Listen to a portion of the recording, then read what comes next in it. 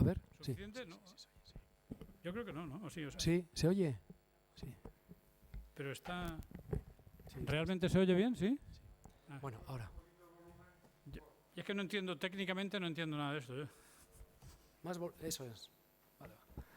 Bueno, buenas tardes. Antes de nada, vamos a comenzar porque si no, el tiempo es limitado. La editorial Mandala y yo, de la librería Preste Juan, hemos traído a un autor que nos parece sumamente interesante por la temática a tratar. Él se llama Manuel Galiana, él ha sido empresario, escritor y otro tipo de asuntos, y ha conocido en varios países del mundo mucha gente relacionada tanto con el mundo del ámbito de la política, de la geopolítica y de y cuestiones sociales. En un momento dado, las informaciones que a él le llegaban le parecían un tanto fuera de tono, un tanto increíbles, ¿no? Comenzó a investigar qué es lo que había en todo esto y llegó a la conclusión, algo que está en todos los medios de comunicación, Internet está lleno de páginas sobre conspiraciones, conspiranoias, de todo tipo, pero lo que vio es que había una especie, entre comillas, de plan. Sobre ese plan o sobre ese nuevo orden que parece ser que viene ya, nos guste o no nos guste, el tiempo nadie lo sabe, es sobre lo que nos va a hablar él. Y no solamente va a dar una explicación sobre lo que es el nuevo orden mundial, como se llama hoy en día, sino que lo va a centrar en una de las cosas quizá más desconocidas para el gran público, y es la Iglesia actualmente está infiltrada justamente por ese tipo de poderes, y la Iglesia ha tomado unos derroteros que llevamos 2-3 años desde la dimisión de Benedicto XVI, que se van acelerando. Entonces, en todo ese tipo de temas que él conoce muy bien, pues nos va a dar una serie de pinceladas que posiblemente hagan a más de uno pensar. Sin más dilación, os dejo a Manuel Galiana que lance su esto. Yo os dejo que voy a la recámara. Un tiempo límite hasta las 9 para que esta sala pueda cerrar, y queremos dejar un poco de tiempo por si a alguien le interesa algún libro que Chema estará allí vendiendo, se le pueda dedicar, y sobre todo, más que a mi intervención, al posible coloquio que pueda surgir de esta presentación, tanto con acuerdos como con desacuerdos, ¿no? Estamos a todo esto. Pues mi intervención voy a procurar que dure, vamos a decir, por la hora que es, entre 35, 40, 45 minutos, para dar tiempo para que ustedes puedan hacer preguntas después y o comprar libros y poder cerrar a la hora adecuada. Le voy a, primero de todo, profundizar un poco más en mi currículum, que Chema les ha anticipado. Yo soy una persona que, antes de escribir mi primer libro, que se llama... Debe hablar de los... porque son pocos, mi fondo editorial es pequeño, son 11 libros nada más, ¿no? De los cuales hoy hablamos principalmente de 2. Mi primer libro se llama Crisis Global, el fin de una era. El fin de una era, y yo iba a haberle puesto realmente el fin de unos tiempos, ¿no? Pero un amigo me dijo, no lo hagas porque te van a tachar de apocalíptico. Puse el fin de una era y los New Age o nueva era de hoy día se creen que soy de ellos, ¿no? Lo cual no podían estar más equivocados, ¿no? Pero yo ahí veía como los principales problemas de la humanidad, no solamente el económico, que ya venía por delante y que yo conocía porque mis últimos 20 años antes de escribir el libro habían estado envueltos en la economía real, siendo vicepresidente de una compañía norteamericana, en consultoría para la alta dirección, pues yo sabía que venía. Pero yo veía otros problemas, que algunos de los cuales se van evidenciando ya como ciertos, fue algo un poco premonitorio de alguna manera. Yo hablaba del cambio climático, que todos podemos observar que las estaciones no son las que eran, los días no son los que eran como antes, ni los tiempos. Podemos ver que hay pues grandes sequías en países enteros, devastadoras, que hay lluvias también devastadoras.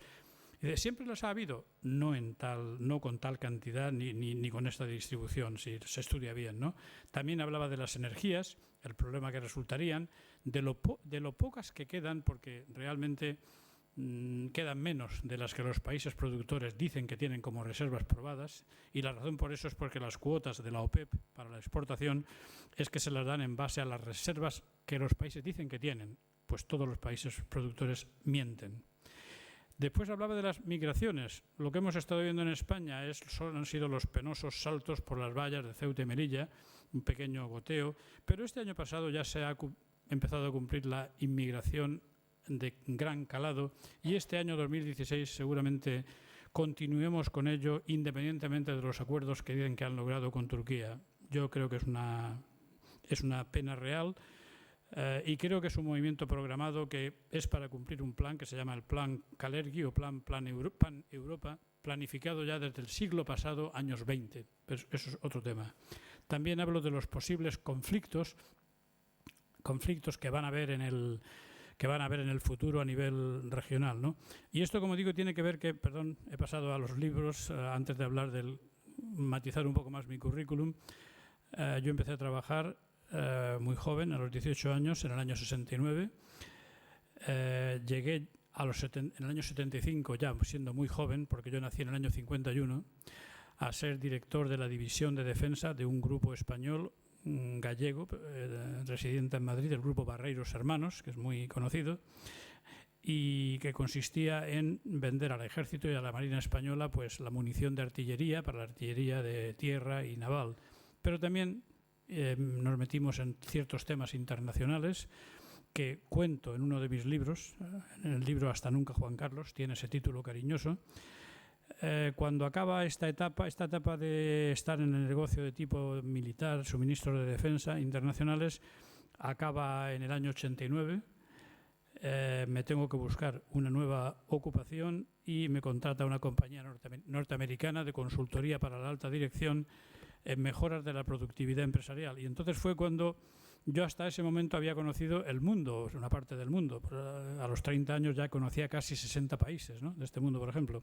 Pero a partir de entonces empecé a conocer España, es decir, donde habían grandes compañías a las que yo podía ir y relacionarme con sus máximos responsables ejecutivos para intentar convencerles de analizar sus empresas para mejorar la productividad. Eso, como digo, es a grandes rasgos la carrera profesional que se extiende desde el año 69 hasta el año 2010. ¿Por qué digo hasta el año 2010? Porque el primer libro lo escribo en el año 2007, en agosto, en las montañas de Asturias, en verano, en agosto. Tardo un par de años en escribir el segundo libro, que es Crisis Global 2, culpable el sistema. Claro, por un lado intenté cubrirme en algunos aspectos, porque yo el sistema empecé a definirlo como el liberalismo imperante en todo el mundo, y también empezar a hablar un poco de la masonería. Me cubrí personalmente, porque ya se sabe que muchas veces legalmente, ¿no?, estos fiscales que hay de odio te pueden buscar e intentar buscar cosquillas. Yo basé mi argumentación sobre la doctrina social de la Iglesia Católica, sobre el liberalismo y sobre la masonería.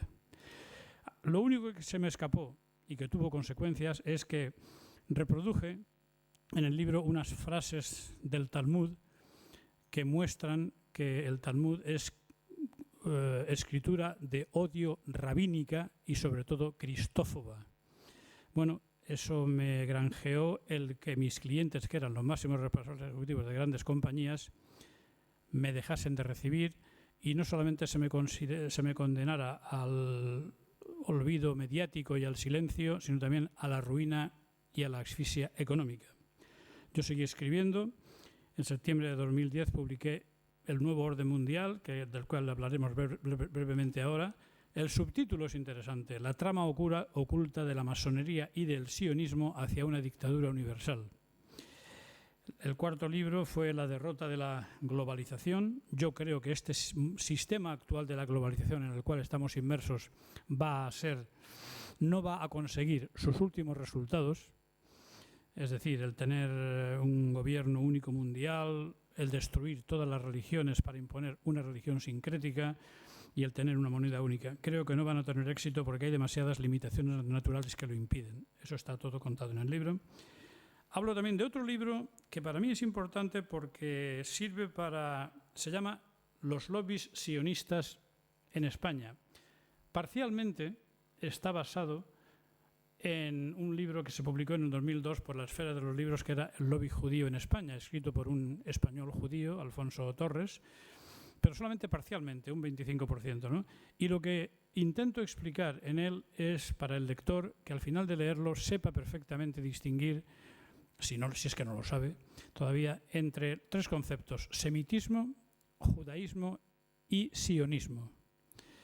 Porque, como ustedes saben, por ejemplo, en algunos países europeos, un par de ellos al menos, el antisemitismo está criminalizado y penalizado con cárcel. Claro, a mí nadie me ha llamado, ningún fiscal, ningún juez, sobre este libro, porque yo lo que les diría es, me dice, ¿es usted un antisemita por escribir esto? Lo que le diría es, vamos a ver, señor mío, o me toma usted a mí por tonto, por ignorante, o lo es usted, con toda la autoridad que tenga, porque usted no se ha leído la Biblia. Y se sabe que los descendientes de Sem son los semitas. Sem era uno de los 3 hijos de Noé. Y claro, es que resulta que el 97% de los semitas son árabes, no son judíos. Los judíos son el 2 o el 3%. Entonces, los judíos o el sionismo judaico ha logrado criminalizar el antisemitismo, y yo no tengo nada en contra de los árabes, en religión aparte. No tengo nada en contra. Ahora, si usted lo que quiere es preguntarme si soy antijudío, pregúntemelo y hablaremos de religión. Porque como digo en este libro, no solamente lo digo yo, lo dice un judío, Shlomo Sanz, judío antisionista, catedrático de historia de Tel Aviv, lo que dice es que los judíos no son ni un pueblo, ni una raza, ni una nación. De hecho, tiene publicado un libro en Israel que es La invención del pueblo judío. Digo, es una religión, hablaremos de religión. Si quiere que hablemos de sionismo, pues mire, en mis libros hablo de que a mí no me gusta el sionismo y explico el porqué. Pero eso, ni el antisionismo ni el antijudaísmo sería un delito si yo fuera antijudío. Y el antisemitismo, no sé por qué, realmente los tribunales han aceptado que el antisemitismo sea nominado como un delito, cuando yo no tengo nada en contra del 97% de ellos, que son los árabes. Y a lo mejor de los judíos tampoco, pero eso es otro tema. Publiqué un libro que se salía de mis ensayos sociales, que se llama Hasta nunca, Juan Carlos. Yo quería que el título hubiera sido lo que lleva de subtítulo. El subtítulo no es amable, es una biografía muy crítica y muy bien documentada, y tampoco nadie me dijo nada, de ningún juzgado, de ningún fiscal. El subtítulo se llama Perjurio, homicidio, felonía y corrupción, todo demostrado perfectamente, porque si no, pues no me hubieran dejado tranquilo, ¿verdad? Escribí otro libro que era La guerra sionista contra Jomeini, sobre la guerra Irán-Irak, porque me han invitado varias veces a ir a Irán a conferencias internacionales, ¿no? Otro libro que recomiendo muy vivamente, sobre todo porque vivimos eso en la televisión todos los días, es el yihadismo wahabita. Es decir, hay yihadistas y hay yihadistas, son islámicos, son islamistas más que islámicos, islamistas, y dentro del islamismo son wahabitas. El wahabismo es una herejía de una de las 4 escuelas de jurisprudencia del Islam, del hanbalismo. Lo que está explicado perfectamente es cuáles son los orígenes en aquella zona del mundo, quién fue el señor Abdel Wahab, que es quien forma esta dinastía, cómo en su momento, en 1744, matrimonia con una señorita de la familia Saud, y cómo a partir de entonces pues se va convirtiendo en lo que se ha convertido. El wahabismo es la religión oficial de Arabia Saudita, de Qatar y de varios emiratos, ¿no? Y es un islam oscurantista, literalista y asesino, como vemos realmente, quiero decir, no solamente en Arabia Saudita, que todavía sigue decapitando públicamente a la gente en las plazas, sino en estos llamados rebeldes y últimamente ISIS y Daesh, que luchan contra el Estado sirio, que están financiados sobre todo por Arabia Saudita y por Qatar, en financiación. Los territorios para defensa de los criminales yihadistas lo ponen Turquía y Jordania. Y los instructores militares los han puesto países como el Reino Unido, como Francia y como Estados Unidos. O sea, es una coalición muy fuerte para una guerra que creían que ya habrían ganado hacia ahora y que no están ganando y que no van a ganar, gracias al posicionamiento firme de Rusia, que en este caso le ha hecho un favor no solamente a Siria, sino a los muchos cristianos que todavía viven en aquella zona. Después viene el otro libro que hablaremos al final, La Iglesia infiltrada, otra vez digo por la masonería y el sionismo. Y el último libro, que no ha llegado todavía, está ahí a la venta, pero todavía no ha llegado a la casa del libro, por ejemplo, lo tiene la librería Preste Juan, es lo que viene por delante, es un colapso financiero mundial, del cual no vamos a hablar hoy, ¿no? Entonces, para entrar en materia sobre estos dos temas, el nuevo orden mundial y la Iglesia infiltrada, la cuestión es qué es ¿cuáles son las intenciones del nuevo orden mundial? Empezamos a escuchar expresiones a favor de un nuevo orden mundial allá por el año 90, 91. El señor Bush senior, después personas como Gordon Brown, el ministro de Inglaterra, se empiezan a hablar de un nuevo orden mundial que hay que planificar. Ese nuevo orden mundial es después de que ha caído la Unión Soviética y de que ellos, los Estados Unidos, están dispuestos a liderar un nuevo orden mundial y a ser el gendarme del planeta. Pero es que esto además no solamente es en el tema militar. Esto tiene también unas consecuencias de ingeniería social practicadas en todo el mundo, sobre todo en Occidente. Estamos hablando, por ejemplo, pues de la perversa ideología de género, apoyada por los lobbies tanto del feminismo radical, el lobby LTGB y el lobby del aborto libre. También hablamos, por ejemplo, hay otras cosas que dañan mucho a la humanidad y que están controladas por las altas élites, que es, por ejemplo, el tema de la industria sanitaria, de la sanidad y la industria farmacéutica, cuando muchas veces a muchos seres humanos nos hacen creer que estamos enfermos de tal cosa porque lo dictamina un galeno y sobre todo porque proporciona un enfermo muchas veces para toda la vida y con grandes beneficios para la industria farmacéutica. O podemos hablar de la alimentación, de los transgénicos. Hay países que tienen prohibidos los transgénicos. Modificas. No, es que resulta que es más resistente a ciertas hierbas, herbicidas, químicos y no sé qué. Hay países como Rusia y otros con mucho sentido que tienen prohibido la importación de transgénicos. En España, desgraciadamente, no lo tenemos prohibido. Hay, por ejemplo, otros tipos de ingeniería social, como son los famosos chemtrails.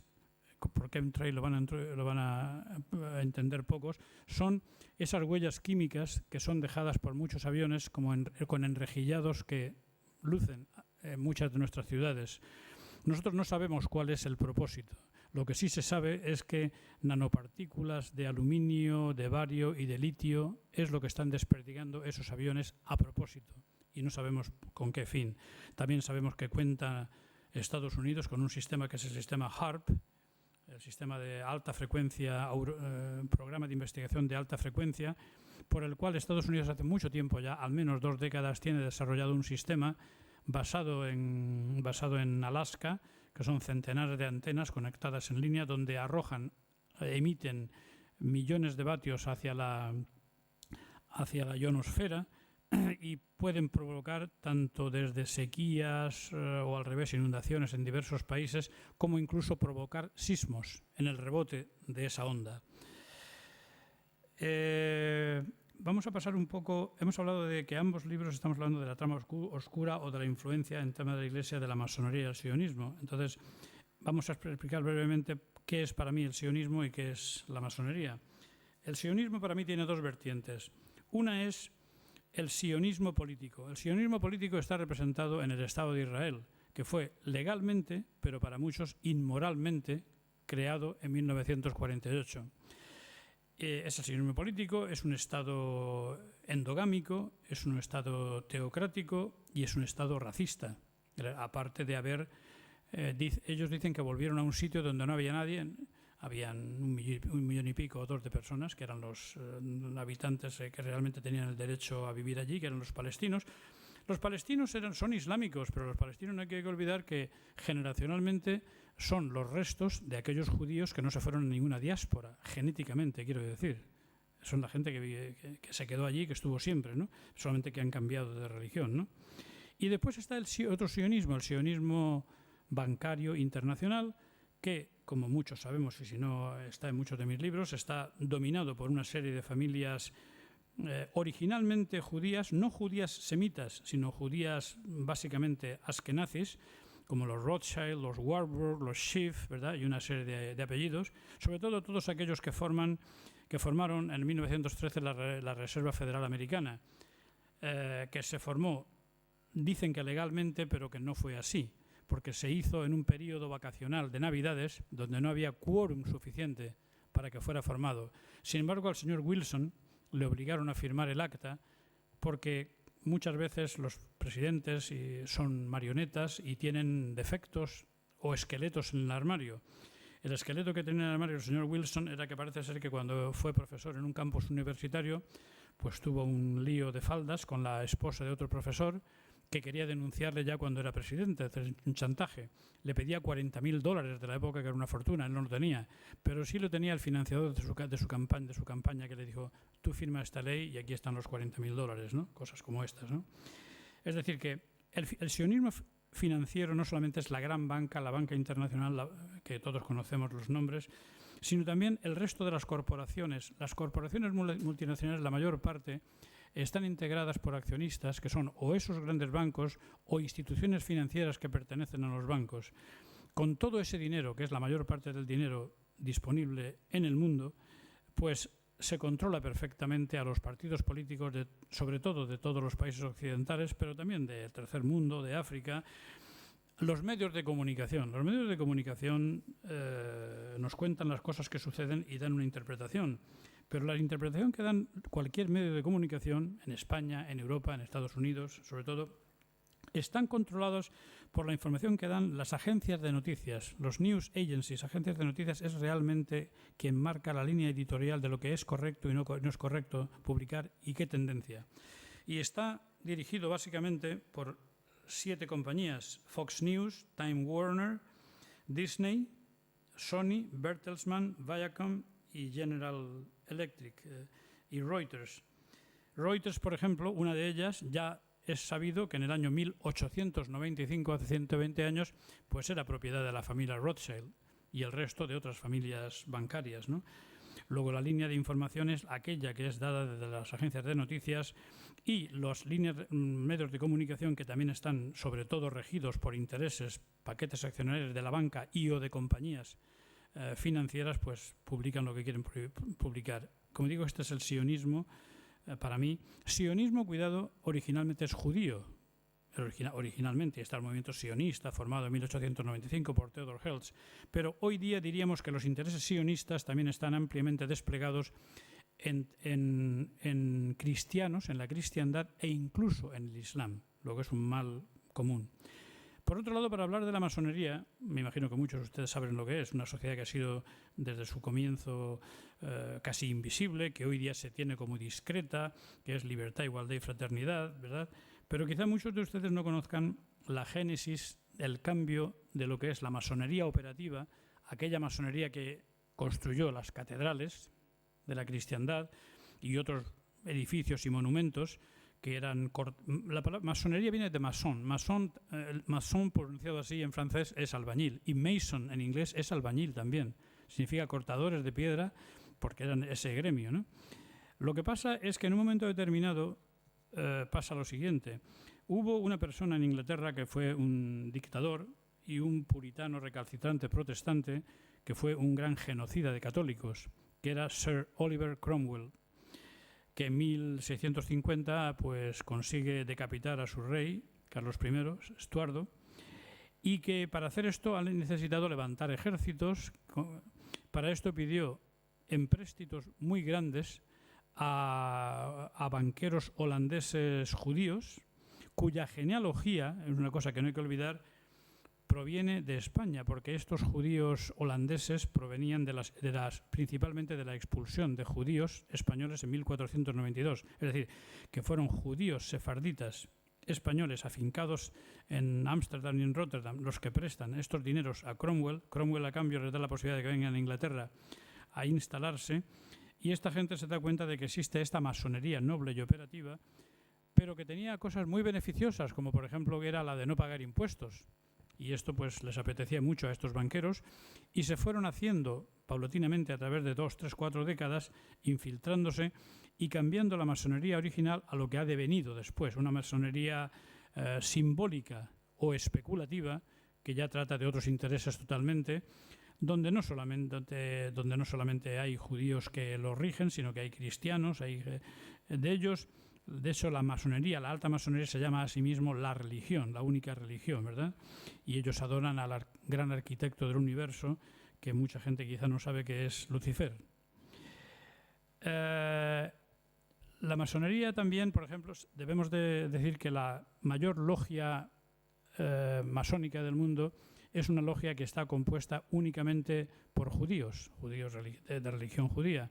se llaman los B'nai B'rith, fueron establecidos en el año 1843 en Estados Unidos y son compatibles al mismo tiempo con otra organización americana, judía, que se llaman el AIPAC, o el American Israel Public Affairs Committee, el Comité de Asuntos Públicos Americano-Israelí.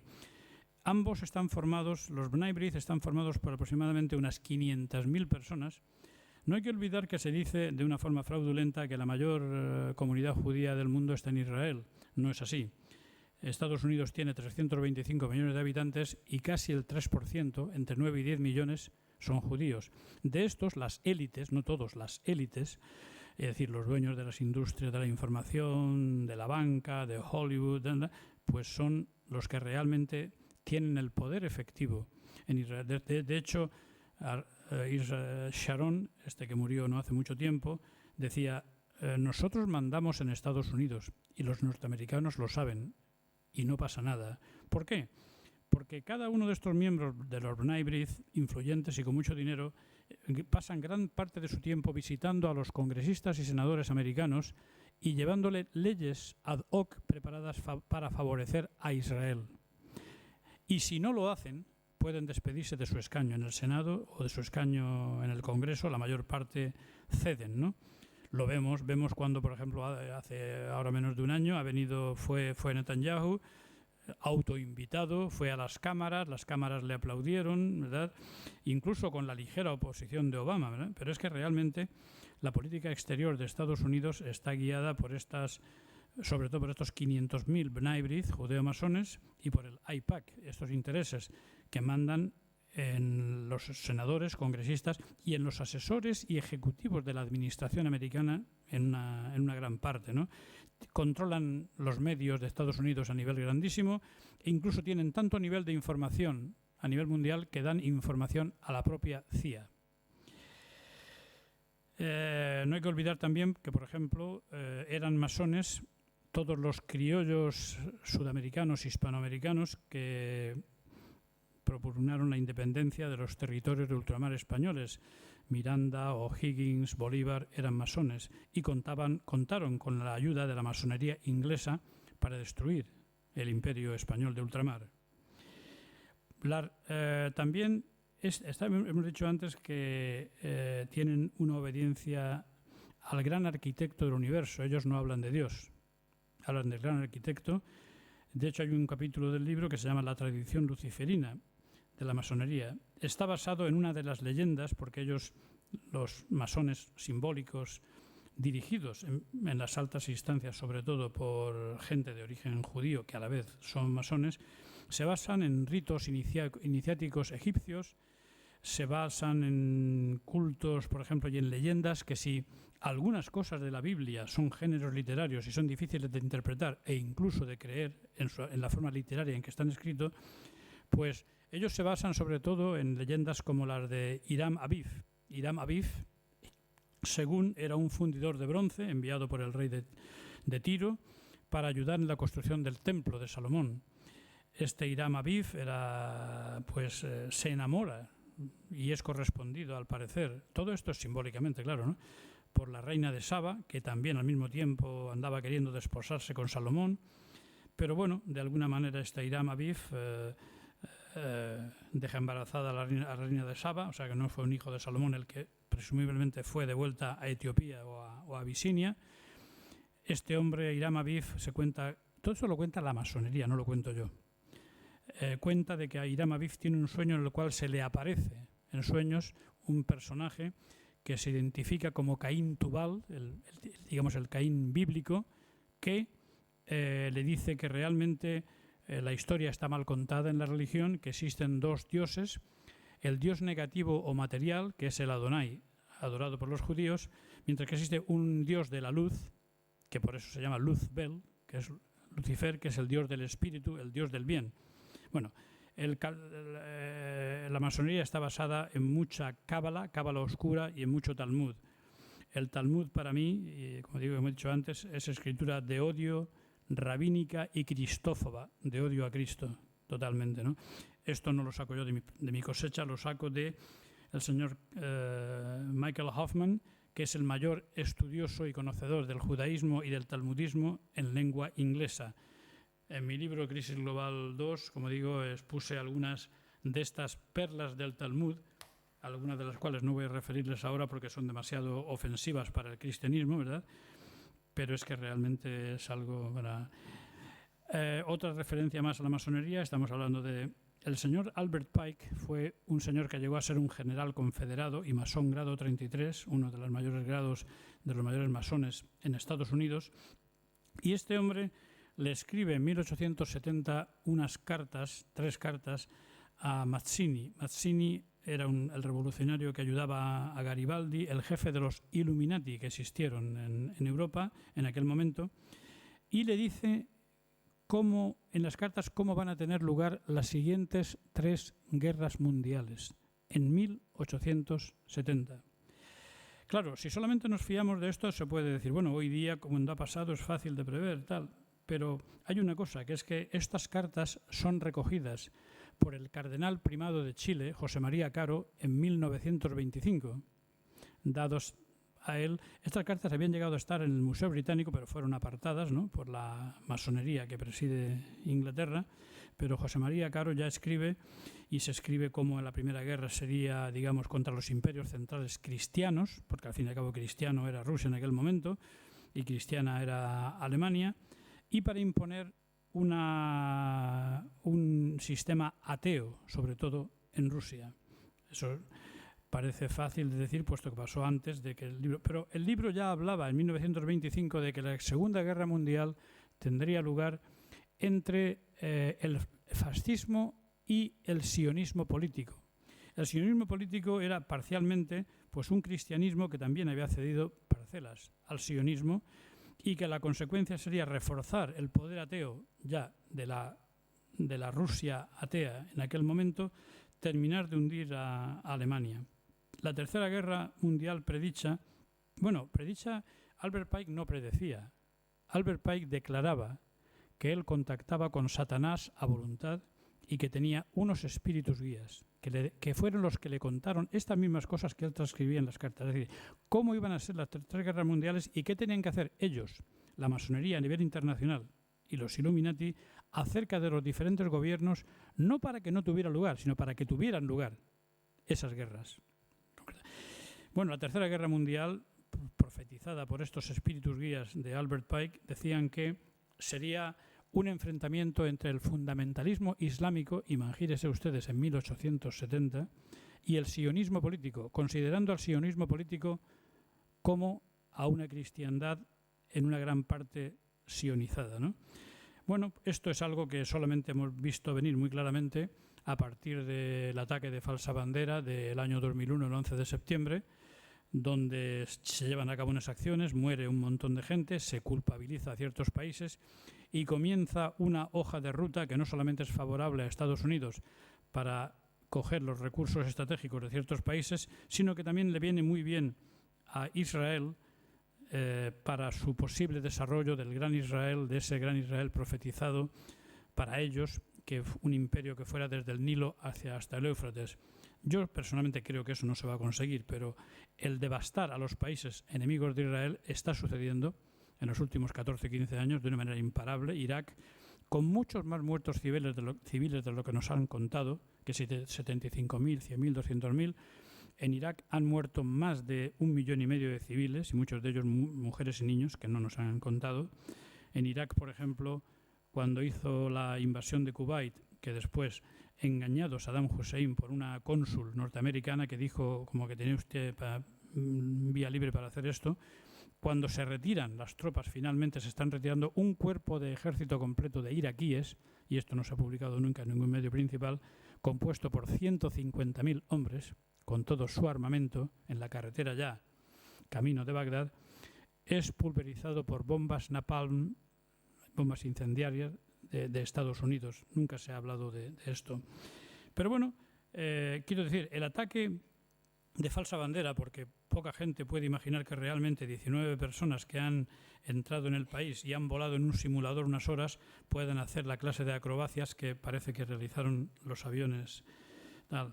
Aparte de que existe hoy día pendiente todavía, y son noticias de mucha actualidad, hay noticieros internacionales que están diciendo por qué no se desclasifican 28 páginas que fueron ocultadas al público de la Comisión de Investigación del 11 de septiembre, donde se indica muy claramente que Arabia Saudí, Riad, estaba detrás y promoviendo y financiando a esta gente y a más gente, ¿no? Aparte de que pasaron cosas increíbles, ¿verdad? Pues como que los aviones americanos, que están acostumbrados, cuando un avión se sale de la ruta 5 minutos, estar 2 cazas al lado.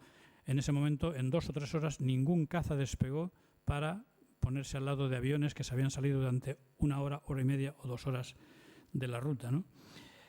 En 1871, el señor Albert Pike, gran masón, escribe un libro de 861 páginas que se llama Moral y dogma del antiguo y aceptado rito escocés, en el cual básicamente en lo que insiste es en que los secretos de la masonería deben estar reservados para los altos príncipes de la masonería y sobre todo que se debe perpetrar un engaño continuo sobre los grados inferiores, especialmente los grados azules o primeros grados, ¿no? Estos son versiones ligeras de la masonería para entender un poco más después cuando entremos en el tema de la Iglesia.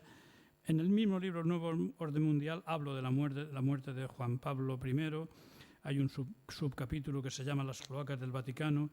La muerte de Juan Pablo I a los 33 días de un hombre que no tenía ninguna mala salud es un hecho muy, muy discutible.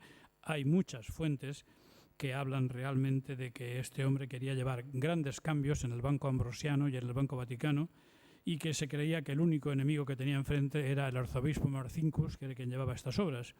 No estaba considerando, aunque supongo que conocería, que ya había entonces mucha masonería dentro de los obispos y cardenales vaticanos. La lista está publicada, aquí está recogida con sus nombres y sus nombres secretos de logia, ¿verdad? Este hombre realmente lo que pasa es que es envenenado por orden del masón número 1, que era el número 2 del Vaticano, el cardenal Jean Villot. La lista, como digo, de los 120 masones en varios puntos claves de la Iglesia está aquí totalmente publicada. También hablo en el libro un poco de Bilderberg, de la Trilateral, del Consejo de Relaciones Exteriores, del Banco Mundial, de los bancos centrales, de ataques de falsa banderas. Falsa bandera, ya saben ustedes lo que es. Por ejemplo, falsa bandera es cuando alguien, una persona, un colectivo o una nación lleva a cabo un hecho para transmitir la autoría a la parte contraria. Por ejemplo, tenemos el más antiguo que nos acordamos colectivamente los españoles, es de lo que pasó en la bahía de Cuba, cuando los americanos se autovolaron su destructor, el Maine, ¿verdad?, para acusar a España de que había sido quien lo había hecho, declararnos la guerra y robarnos Cuba, Puerto Rico, las Filipinas y todo lo que cayó, ¿no? Los mismos americanos aceptaron ya en los años 60 o 70 que no hubo ninguna voladura por parte de España, pero vete a reclamarle al maestro armero 80 años después de que te devuelvan lo que te robaron, ¿no? Otro ataque de falsa bandera fue de 2001, del 11 de septiembre, donde unos pocos árabes saudíes pirados, mal informados, son capaces de hacer todo aquello, de entrar en aviones, de secuestrarlos, de llevarlos, de pilotarlos ellos mismos sin saber pilotar en absoluto, unas grandes mentiras, ¿no? Otra fue, por ejemplo, para mencionarlo, la guerra de Vietnam, aquella que aquellos que tenemos más edad recordamos más, ¿no?, y que fue basado en que Estados Unidos decide declarar la guerra a Vietnam del Norte basado en que ciertas torpederas de Corea del Norte en el Golfo de Tonkin habían atacado naves norteamericanas. Muchos años después reconocieron que ninguna torpedera norcoreana torpedeó ningún barco, pero ya había pasado todo lo que había pasado en Vietnam. Pasamos ya finalmente porque quiero dejar contigo tiempo para preguntas, y solamente estoy arrojando y vertiendo datos. Todos los libros están basados en una bibliografía, ya sea de libros, ya sea de páginas web de Internet, que yo he intentado discriminar, ¿no? La Iglesia infiltrada por la masonería y el sionismo. Libro me lo planteé, fue el penúltimo que he publicado ahora en enero de este año. Es cortito, denso, pero corto, y es un reto personal mío a nivel personal. ¿Por qué? Porque yo por mi edad, yo nací en el año 51, y pues tuve una experiencia personal en cuando mi padre me llevaba a mi pueblo donde nací, San Javier, donde está la Academia General del Aire, donde trabajaba mi padre. Mis profesores fueron militares hasta los 16 años y mi padre me llevaba a misa y yo encontraba normal el ir a misa los domingos. Lo que pasa es que pasa una cosa, claro, que yo no entendí cómo hubieron ciertos cambios entre la liturgia a la que estaba acostumbrado desde niño, en latín, dando la cara al altar, una serie de cosas mistéricas, porque la religión en todo caso es esoterismo y exoterismo, ambas cosas. Y sin embargo, pues muere el sacerdote de mi pueblo, que era un sacerdote mayor, que había casado a mi madre, había bautizado y casado a mi madre y todo esto, y viene un cura nuevo, murciano, pero del interior, no de la costa como era yo, sino del interior, ¿no? Y este señor empieza a meter en la iglesia cosas que yo encontraba como elementos extraños, guitarras, bandurrias, cánticos sacros, pero cantados de una manera diferente. Y a mí la verdad me produjo el efecto de alejarme de la iglesia, porque no... ¿Por qué esto? Bueno, yo también fui un niño un poco atípico, me gustaba muy poco jugar, me gustaba mucho estudiar y leer, y a los 10 años me había leído los pocos libros que había en la pequeña biblioteca de mi padre y cayó un libro de 1600 páginas que se llamaba La Sagrada Biblia. Con 10 años tuve la paciencia de leérmelo entero y una de las pocas dones que me ha dado la naturaleza es una memoria casi fotográfica, lo que me acuerdo básicamente de todo ello y le he dado a lo largo de toda mi vida, mis viajes por todo el mundo, por aeropuertos, de pensar en cosas, ¿no?, sobre las escrituras. Es decir, que tengo un conocimiento sólido de las escrituras católicas, de la Biblia, tanto del judaísmo como del Nuevo Testamento. Y en el Viejo Testamento yo lo que veo son géneros literarios simbólicos. Porque, por ejemplo, de lo que estamos hablando, si crees la Biblia, es de un creacionismo. Yo no soy enemigo del creacionismo, pero lo veo compatible con el evolucionismo, basado también en la razón y en la poca ciencia que puedo conocer, porque soy de letras, no de ciencias, pero encontré algún libro que explica conceptualmente, por ejemplo, conceptos de física cuántica que nos llevan a que no existe el vacío en el mundo, que todo está lleno realmente en el universo, ¿no? Moisés es muy enigmático, no sabemos si realmente era judío o no, como nos ha vendido Hollywood, posiblemente no lo era un gran sacerdote egipcio o lo que fuera. Hay géneros, como digo, la creación de Adán y Eva literalmente, científicamente se sabe que nuestras células somos biológicamente, aparte de espiritualmente, somos biológicamente multicelulares, que las células provienen, el caldo primigenio es el agua cálida, donde se formaron las primeras células. Esas células a lo cabo de cientos de miles de millones de años se fueron agrupando en organismos pluricelulares y ha dado lugar a toda la organización, a todo biológico. Nosotros somos seres biológicos aparte de seres espirituales, ¿no? Pero el Antiguo Testamento, por ejemplo, el diluvio de Noé está en muchas otras escrituras sumerias, como el diluvio de Gilgamesh. Es decir, es más. Yo he leído hace poco, y eso hace muy poco, que arqueólogos judíos de Israel han dicho que, bueno, ellos han investigado mucho en la península del Sinaí porque tienen un interés histórico en ver qué pasó con aquel viaje de 40 años que tenía que haber, en teoría, durado solamente unas cuantas semanas o un mes o dos. ¿Por qué?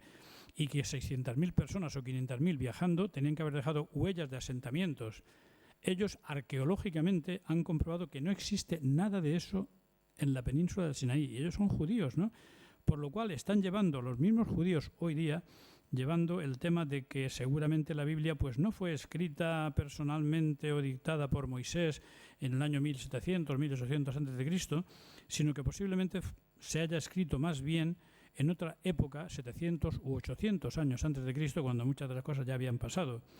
Se contradice esta historia de un pueblo desobediente, idólatra, degenerado en muchos casos, donde hacen el uso sobre todo de mujeres para matar o cortar la cabeza a generales enemigos como Holofernes, ¿no?, sin importarle si la mujer se estaba prostituyendo o no. Esa era otra cosa, ¿no?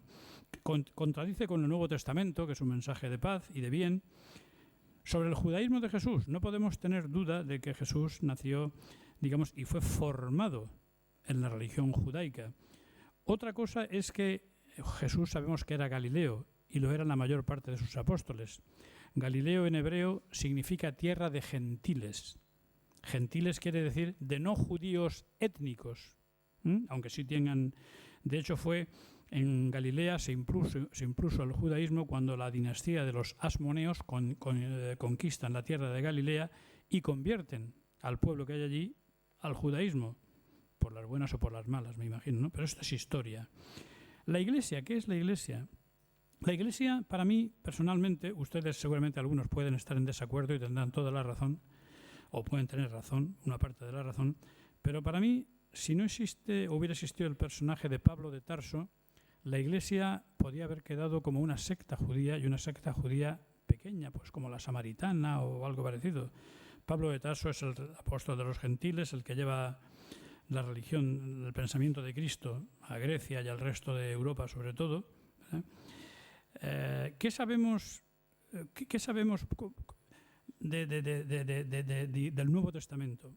Sabemos que no es empezado a ser escrito por ninguno de los apóstoles directamente, sino por discípulos de apóstoles mediante tradiciones verbales. Es decir, que entre el año 33 y el año 325, cuando se dicta un cierto canon, tenemos 300 años en los cuales las escrituras pueden ser, como digo, sujetas a tradiciones orales, pueden tener o no toda la verdad, parte de la verdad, no sabemos cuánta parte de la verdad, ¿eh? Y bueno, sabemos que en la historia de la Iglesia ha habido muchos hombres santos y buenos y mujeres, muchos, pero también nos han habido perversos y malos, perfectamente, ¿no? Por ejemplo, el poder temporal de la Iglesia, que para mí no debió ser nunca un poder legítimo a nivel personal, incluía la compra de los cargos del papado, por ejemplo. Muchos papados fueron comprados y vendidos en la Edad Media, Alta Edad Media y Baja Edad Media, como conocemos perfectamente, ¿no? Yo también tengo un conocimiento aceptable de otras religiones, incluso de tendencias esotéricas como autodidacta, porque creo que de todo se puede sacar una parte buena, incluso de lo más esotérico o poco aceptable desde el punto de vista católico, ¿no? Una de las cosas que sí creo firmemente es una profecía que creo que se está cumpliendo en estos días, que fue proclamada por una vidente de la Iglesia Católica, Santa Catarina Emmerich, alemana, en 1820. Esta mujer, que era estigmatizada también, entre otras cosas, predijo que los peores tiempos para la Iglesia Católica sería la época futura en la cual coexistieran dos papas al mismo tiempo. Yo creo que estamos en esos tiempos. Incluyo un artículo, por ejemplo, uno de los capítulos que se llama Acción judeomasónica en el Concilio Vaticano II. Y está escrito por unos sacerdotes conciliares, un grupo de ellos, dos que tenían acceso a las sesiones de dentro del concilio, y está disponible en Internet, ¿verdad? No quiero decir que yo me invente cosas. Y estos sacerdotes lo que dicen es que son testigos durante los años 62, 63 del concilio de las desviaciones heréticas dentro del concilio con respecto a las enseñanzas de Cristo. Esto lo publican en 1964. Habla de que conocen personalmente a muchos a judíos falsamente conversos para ellos, como el cardenal Bea, Monseñor John Osterreicher, Gregory Baum, u obispos como Walter Kempe, o el anteriormente judío y ateo y después obispo mexicano Sergio Méndez Arceo. ¿Qué pasa? Que el objetivo que se tiene es sobre todo el de sacar el decreto de los judíos, que es lo que sale finalmente al final de ese concilio. Ese decreto de los judíos no es preparado ni siquiera por el cardenal Bea, que era llevaba el secretariado de la Unión de los Cristianos, sino que es un documento que es preparado por logias talmúdicas y entregado al cardenal Bea por el señor Label Katz, que es el presidente de los Bnei B'rith, que ya hemos hablado antes, la logia mayor del mundo masónica y judía, y por Nahum Goldman, presidente de la Confederación Mundial Judía, y era personalmente decreto sobre los judíos. Si los cardenales del concilio hubieran sabido quién había redactado esas notas defendidas por el cardenal Bea y estos 4 o 5 que acabo de mencionar, pues seguramente los resultados hubieran sido otros, porque el resultado fue que a partir de entonces, aparte del cambio de la liturgia y de la secularización de la Iglesia, los judíos ya no eran pérfidos, es decir, en Semana Santa ya no se rezaba ni se pedía a Dios perdón a los pérfidos judíos, por los pérfidos judíos, se dejó de, ¿verdad? Ellos pasaron a ser, de entonces, incluso a ojos de la Iglesia, de perseguidos en ofendidos y pidiendo reparaciones históricas. Vamos a ver, hay el objetivo finalmente era de llevar al papado a ser como un primus inter pares y que tuviera un parlamento no solamente dentro de los cardenales y obispos católicos, sino cristianos, ortodoxos, protestantes de cualquier tipo, ¿verdad? Hay un pequeño párrafo que no me resigno a no leer, y es que uno de ellos, en aquellos tiempos, el destacado sionista Ben Hecht, que la fotografía incluye aquí, escribió estas palabras: una de las mejores cosas que haya hecho jamás la chusma fue la crucifixión de Cristo. Intelectualmente fue una acción espléndida, pero se confió esta acción a la chusma e hizo chapucerías. Si me hubiera encargado yo de ejecutar a Cristo, lo hubiera hecho de forma diferente. Lo que hubiera hecho es mandarlo a Roma para ser comido por los leones. Nunca hubieran podido hacer un salvador de carne picada. Esto está tomado de una revista de Los Ángeles, Estados Unidos, en California, la Cruzada Nacionalista Cristiana, ¿no? Y estas son cosas como las que dicen los talmúdicos, ¿no? También hablo de... Bueno, además hay que tener en cuenta lo siguiente. Durante aquel concilio, lo que mantienen los cardenales de genealogía judía aprobada son contactos políticos y económicos, Congreso Mundial Judío y Bnai B'rith.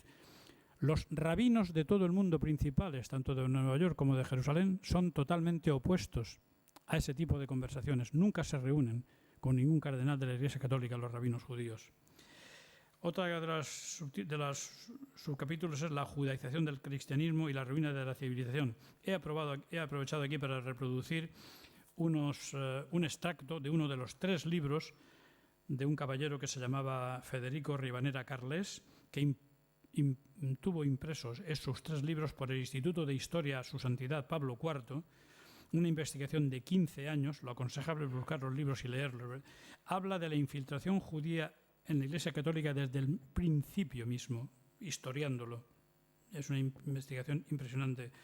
Habla de Roncalli o Juan XXIII como filojudío, de Montinio Pablo VI como judío converso, la familia de Pablo VI era judía, eso no tiene ningún tipo de dudas.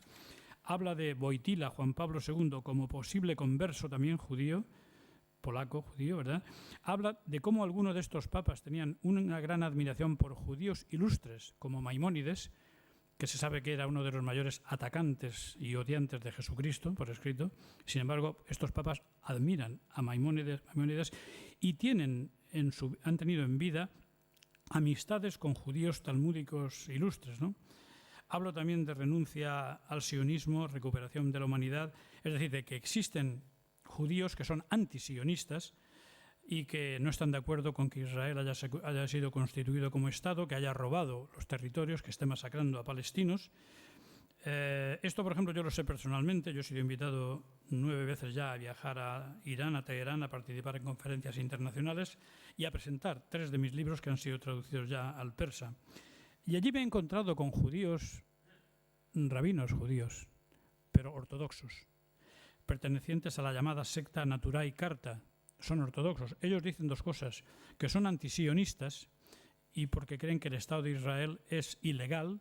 Es ilegal por 2 cosas, dicen: porque ha robado el territorio a sus originales habitantes y porque ha masacrado a muchos de ellos y no les permite volver. Pero sobre todo se refieren a razones religiosas de los judíos ortodoxos. Y es que está en su religión el hecho de que el Estado de Israel no podía ser, un Estado nacional judío no podía ser reconstruido hasta que no viniera el Mesías, y que ellos supieran en el año 48 el Mesías o no había nacido o no se había revelado todavía.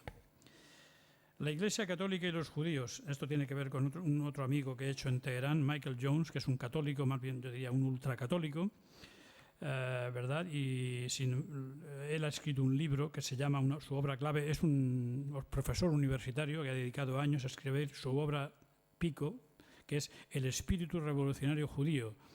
Le está atacado como antisemita, claro, en Estados Unidos, pero él se basa mucho en textos propios de los judíos. Incluso sus críticas han motivado modificaciones en el catecismo católico americano, ¿no? Él dice de mí, cuando nos vemos allí y hablamos, Michael Jones y yo, dice que yo soy un poco herético, ¿no? Y no le falta quizá razón, ¿no?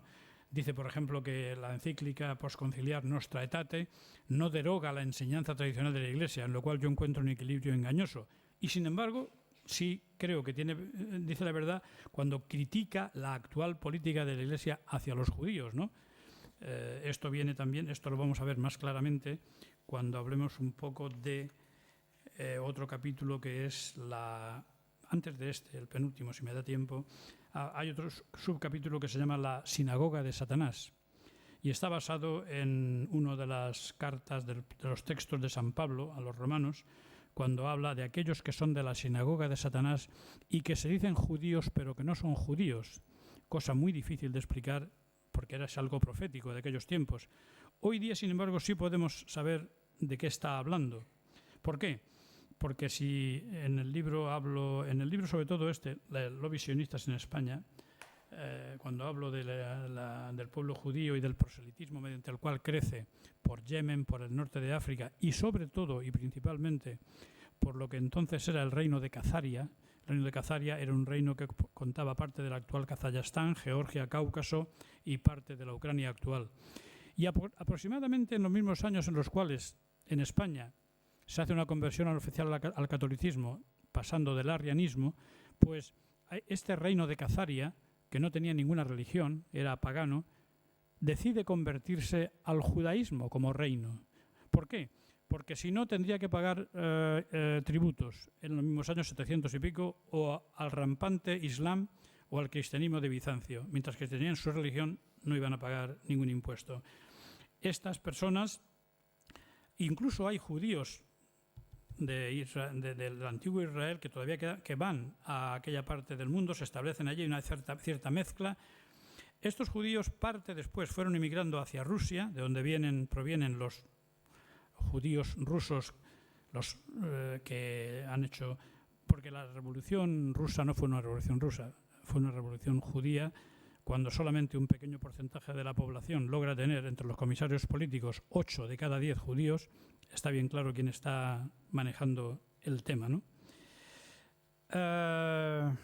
Entonces digo que, no sé si sabrán ustedes, pero son estadísticas que hoy se calcula que hay entre 30 y 35, es una cifra muy variable, millones de judíos en el mundo. Pues yo le diré lo siguiente, está estadísticamente comprobado que entre un 70 y un 80% de esos así llamados judíos, estamos hablando de religión nada más, son o agnósticos o no creyentes directamente. Y que de esa 20 o 30% de creyentes que quedan, pues hay un 20 o 30% únicamente que son ortodoxos y que creen en la Torá. El resto son talmúdicos. Y volvemos a repetir, el Talmud es escritura rabínica de odio y cristófoba, de odio a Cristo, ¿no?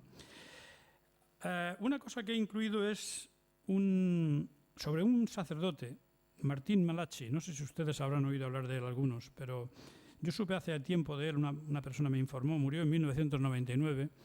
Este hombre fue un sacerdote vaticano del 58 al 64, vivió toda la época del Concilio Vaticano II, estuvo con el cardenal Bea y con los dos papas, ¿no? Sobre todo con Juan XXIII. Pidió una dispensa. El hombre seguramente creo, esto es creencia mía, que estuvo desengañado por muchas de las cosas interiores que vio y pidió una dispensa de 2 de los votos, del de obediencia y el de pobreza, que se le dio. Y se dedicó a ser escritor de ficción y no ficción. En 1990 escribe una novela que se llama Las llaves de esta sangre. En 1996 otra novela que se llama Casa barrida por el viento, una novela vaticana. Y murió raramente escribiendo un libro que se llama Primacía, cómo la institución de la Iglesia Católica se convirtió en una careta del nuevo orden mundial. Muerte extraña, en extrañas circunstancias, con acusaciones muy graves, ¿verdad? También escribe este hombre, este sacerdote Martín Malachi, que el 29 del 6 del 63 en el Vaticano se celebra, conocido por alguna gente, no por todos, obviamente, ¿no?, una misa negra, con ritos de pedofilia, que es el rito del arcángel caído. Esto incluso ha sido recogido por el fenecido Ricardo de la Cierva cuando estaba vivo, ¿no? El arzobispo Milingo, un africano, exorcista, uno de los mayores expertos en exorcismo y africano, confirma este hecho de la misa negra y confirma que el secreto de Fátima III no ha sido revelado y que anuncia una crisis del catolicismo y el fracaso de la Iglesia en solucionarlo. Yo digo la Iglesia infiltrada por la masonería y el sionismo. Quito la palabra comunismo. ¿Por qué? Por si algún comunista serio quiere comprarlo, si no, no lo compraría, ¿no? Pero hay una señora que se llamaba Bella Dodd, norteamericana, comunista, una de las jefas del comunismo americano, que ya en los años 30 andaba haciendo la misión que tenía que hacer de infiltración en la Iglesia Católica norteamericana. Ella se hace cristiana, después se hace católica, se convierte, y antes de morir, en los años 50, publica que ella misma había introducido a más de 1000 comunistas en la Iglesia Católica norteamericana y que el total de comunistas infiltrados en la Iglesia Católica, incluida Europa, son más de 11.000 en aquellos tiempos, ¿no? De ahí vienen aquellos de los curas obreros y cosas de estas, ¿no? Se habla de, lo siento mucho, se habla de, en el libro de... Pues el libro está documentado, tiene un índice de 35 libros en los cuales se puede bucear para encontrar más datos, ¿no? Esto solamente es un pequeño extracto. Se habla de escándalos y herejías por parte de Juan XXIII. Los masones, toda la masonería mundial apoya su concilio vaticano, que va a suponer una revolución. A mí no me gustaría estar apoyado por la masonería. Antes de ser papa, Juan XXIII fue nuncio en Bulgaria, en Turquía y en Francia. Los servicios secretos franceses tienen fotografías de él saliendo del gran oriente masónico francés vestido de seglar, ¿no? Hay otros testimonios de que era masón Rosacruz, ¿no? Invita, por ejemplo, al Concilio Vaticano a los ortodoxos, que en aquellos momentos estaban bajo el control de la URSS y del comunismo, y estos aceptan a venir siempre que no se hable para nada del comunismo en el Concilio Vaticano II, pero acuden. A los judíos, por ejemplo, les dice, cuando habla con ellos, yo soy José vuestro hermano. ¿Qué quiere decir eso? Se refiere al José bíblico mítico, el de egipcio, ¿no? ¿Qué está diciéndoles? ¿Que él también es judío? ¿Que es masón? ¿Que es filomasón? ¿Que es filojudío? No lo sabemos. Pero él cambia la liturgia de la Iglesia, ¿verdad? Y toda la masonería internacional le alaba tras su muerte. A mí no me gustaría ser alabado de esa manera, ¿no? Después, con Pablo VI tenemos temas, es por ir ya pasando por el tiempo para poder hablar para entablar una conversación. Pablo VI vestía una especie de casulla, que no es casulla, que es el efod judío. El efod judío es el que llevaba Caifás cuando condena a muerte a Cristo. Aparte de que Pablo VI era antifranquista, no por razones, no sé, ideológicas, pero sí, por supuesto, porque uno de sus hermanos vino a luchar a España en las brigadas internacionales y murió. Él tenía cierto odio a la España franquista por este tema. Juan Pablo II, el Papa Bueno, es un hombre que transmite el mensaje de que Israel sigue siendo el pueblo de la alianza, es decir, no ha habido una rotura de la alianza con Cristo. Sigue siendo el pueblo de la alianza. En conmemoración de las celebraciones de la sinagoga en Roma, envía a cardenales para que expresen el arrepentimiento del catolicismo por su vinculación con el antijudaísmo y con el antisemitismo. En el año 2000 va al Muro de las Lamentaciones, obligado o de buena fe, no lo sé. En el 1984 elogia a Calvino, al hereje Calvino, y después la masonería italiana le otorga la Orden de Galilea. Este es Juan Pablo II, ¿verdad? Aparte de que dijo una cosa, no me resisto, porque mucha gente me ha preguntado ¿por qué está la cara de Juan Pablo II aquí? Digo, porque el editor quiso ponerlo quizá basado en una frase, en un comentario que yo puse, y es que él, como muchos otros papas, han sido llevados al campo de Auschwitz, aquel donde al principio había un letrero, aquí murieron 6 millones de judíos, después lo cambiaron los mismos alemanes, aquí murieron 4,5 millones, después aquí murieron 2,5 millones, el último letrero pone que murieron 1,5 millones. La cosa va a la baja, ¿no? Pero él fue forzado a decir, o dijo de buen grado, o lo que sea, una frase que yo no entiendo en un papa. O por lo menos la prensa dice que lo dijo, que es, Dios mío, ¿dónde estabas cuando todo esto sucedió? Si yo hubiera estado al lado, digo, oiga, si usted que es el vicario de Cristo no lo sabe, ¿a quién se lo está preguntando? ¿Al aire? ¿Al universo? ¿O a quién, no? No me gustó, esa expresión no me gustó, si es que es verdad que la dijo como la prensa lo difundió, ¿no? Benedicto XVI, que es un papa vivo todavía, ¿verdad? Yo lo único que se le recrimina en este libro es el que, siendo el prefecto de la Congregación de la Fe, hizo ocultación de muchos delitos o faltas de representantes de la Iglesia en América, sobre todo en México y otros sitios, de homosexualidad y pedofilia. También fue usado en Auschwitz para hablar de esta manera. Y vamos al último, que es el Papa Francisco I, que para mí es muy herético en lo gay. Todos recordamos que cuando vino de ese festival raramente entendible, por lo menos para mí, en Río de Janeiro, en el cual los cardenales, incluyendo el Monseñor Rouco, andaban haciendo bailes extraños con la mano y signos como si fueran casi cabareteras, perdón por la expresión, ¿no? Pues cuando le hacen unas preguntas sobre lo gay, dice, ¿quién soy yo para a una persona criticarla si es gay o no es gay, o si usa o no de la homosexualidad y todo esto? Yo le hubiera dicho, pues cómprese usted mi libro, La derrota de la globalización, donde verá usted las 15 citas al menos que hay entre el Antiguo y el Nuevo Testamento, donde la homosexualidad, la práctica, está anatemizada. Y si se le ha olvidado, léase de nuevo las Escrituras, ¿no? Una de las primeras cosas que dice este Papa al llegar a la silla papal es que desde los púlpitos se debe hablar mucho menos del aborto y mucho menos del matrimonio gay. ¿De qué otras cosas, aparte de esas? Hay otras cosas más, claro, ¿no? Pero yo creo que son elementos que deben ser tratados desde los púlpitos y de la forma en que se eviten crímenes como el aborto, ¿verdad? Y sobre todo los matrimonios gay, que podrían ser pues parejas judiciales o que tuvieran unos intereses, tal, pero nada de adoptar niños, por supuesto, ¿no? Él ha aceptado, él prestó la Catedral de Buenos Aires en el 2012, la Catedral Católica de Buenos Aires, para celebrar una reunión rara que no tiene nada que ver con la liturgia católica, en la cual estaban el presidente de los B'nai argentinos, estaba una sacerdota o sacerdotisa luterana y otro de otra religión, y de lo que se estaba hablando allí aquel día es de la noche de los cristales rotos en Alemania y de los 6 millones de judíos gaseados y toda esta clase de cosas, pero no tenía nada que ver con la liturgia católica. Los rotarios, todos sabéis quiénes son los rotarios, los lions, los leones, son las cajas de reclutas hacia donde va mucha gente, hacia la masonería. Él tiene un certificado que aceptó de rotario emérito, ¿verdad?, cuando estaba allí, ¿no? En cuanto al tema de la homosexualidad entre los sacerdotes, no la critica tampoco. Hay un lobby masónico y un lobby gay en el Vaticano. Mi posición personal es, y es personal, quiero decir, ahí se me puede acusar de lo que se quiera, ¿no? Digo, ¿y por qué no se casan? Por ejemplo, en la Iglesia Ortodoxa no le dan parroquia a un sacerdote a menos que esté casado. Si está soltero no va a tener. Es decir, como para que experimente el amor divino y el amor humano simultáneamente y viva en ambas dimensiones. Como digo, estos son mis comentarios, no quiero hacerlo más largo y ahora estoy dispuesto a, si puedo y si sé, contestar a sus preguntas. Va a haber un caballero que lleva un micrófono que les va a dar la palabra según levanten la mano y que puedan hacer sus preguntas por el micrófono.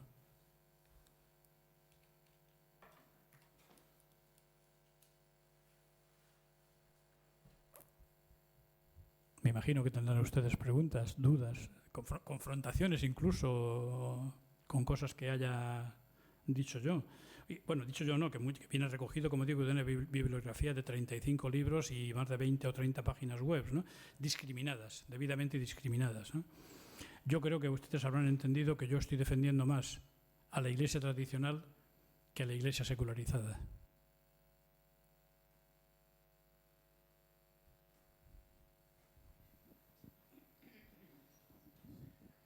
Hola, buenas tardes. Buenas tardes. Hay un lenguaje simbólico que es un lenguaje universal, el lenguaje del símbolo, y coinciden todos.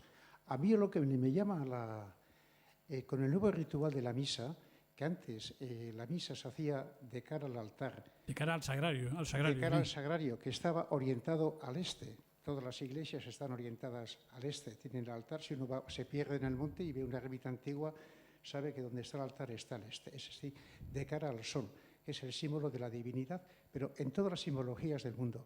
Me llama la atención la inversión del símbolo. Es decir, dar la misa dándole la espalda al sol. Es como, no sé, una inversión del símbolo como una cruz invertida.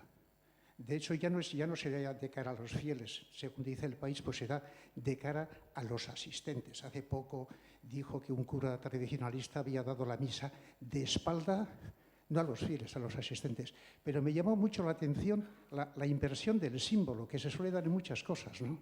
Y es un lenguaje universal. Y es que esto pasa, además, justamente después del Concilio Vaticano II, del decreto de los judíos, de que ya no son pérfidos, de que ellos no mataron a Cristo, de que la culpa es una culpa colectiva de toda la humanidad. Y yo, como digo, es algo que personalmente tampoco entiendo. Entiendo como algo de que todo el pueblo es sacerdote, de que las comuniones se pueden dar en la mano y además se pueden dar por gente cuyas manos no están ordenadas. Yo comparto la confusión o la duda que usted siente.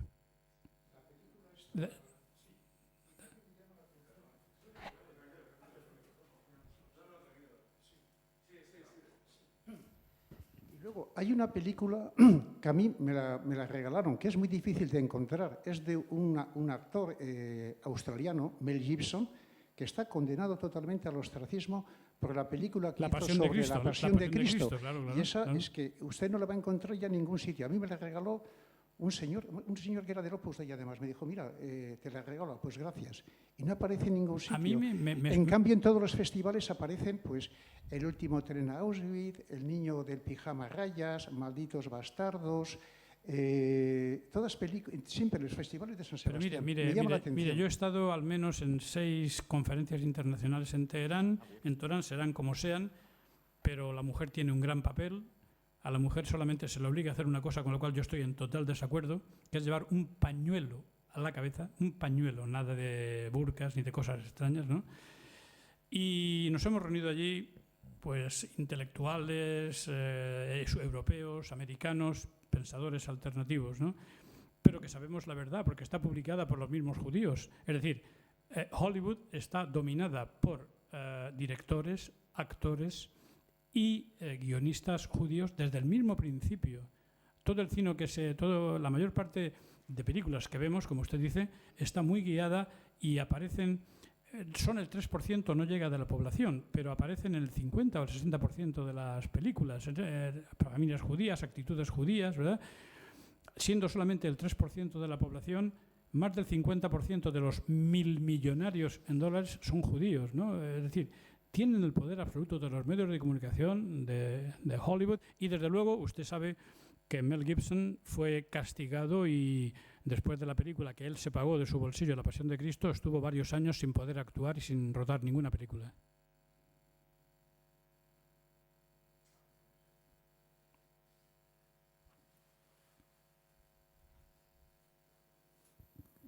Hola, buenas tardes. Buenas tardes. Yo quizás no he recepcionado bien las cosas, pero a mí me parece que los libros que se han explicado aquí son libros digamos, de citas, ¿no? ¿Perdón? Más que nada, son libros de citas. Se cita una cosa, se cita un tema, se cita el otro, Sí. pero es que no he visto el argumento esencial de cada uno de ellos. O sea, yo si, por ejemplo, quiero adquirir un libro de ellos, ¿a cuál me tengo que referir? Porque la mayoría de la disertación ha sido a base de citas. ¿Pero ha leído algún libro mío o no? No.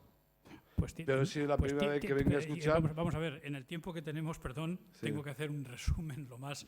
bien, vale. Quiero decir, los libros están todos allí a la venta por si usted lo ojea y a alguno de ellos le apetece leerlo y ve si tiene una consecuencia, qué bibliografía tiene y todo esto, ¿no? Sí, eso es lo que había pensado, lo voy a pensar, ¿no? Que elija usted, a lo mejor no el de desinfiltrado, yo qué sé, yo le recomendaría para conocer el problema de la diferencia entre semitismo, judaísmo y sionismo, el de los lobbies, no se lo recomiendo porque no hemos traído, tenemos la edición agotada, pero Preste Juan, la librería, va a tenerlos, ¿no? Va a tenerlos próximamente, ¿no?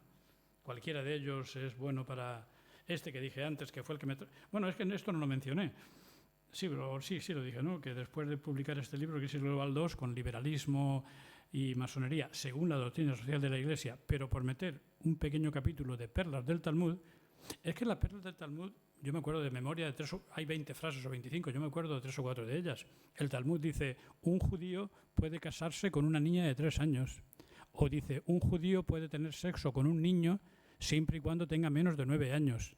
O dice, Jesús era un judío de magia negra, ¿verdad? Un brujo de magia negra, y hicimos muy bien en colgarlo. Ni siquiera mencionan a los romanos. Y dice, María, la madre de Cristo, la llaman María la peluquera en el Talmud, era una prostituta que fornicaba con los carpinteros. Si quiere llevarse este libro, pues le puede servir de base para empezar a iniciar usted una investigación, ¿no? Hola, Buenas. tardes. A ver, yo en ese tema del nuevo orden mundial estoy bastante de acuerdo en todo lo que se está transmitiendo. Entonces me va a decir usted ahora en lo que no está de acuerdo, me imagino. En una línea que hay, que la menciona un poco por encima, ¿Sí? sobre el feminismo. El feminismo radical, Ah, que para mí es un feminismo ya radical sin causa, puesto Vale. que la mayor parte del feminismo ya fue reivindicado en su momento. Hubo una batalla que las mujeres hicieron muy bravamente, como era el voto, como era la igualdad, como era todo esto y tal. Ahora Vale. es que nos sacan argumentos, por ejemplo, es que el feminismo es ahora un lobby subvencionado de dinero que no tenemos, porque lo pedimos prestado al Banco Central, ¿no? Tanto como el lobby LTGB como el lobby proabortista están coaligados en el mismo fin, que es destruir a la familia, destruir al individuo.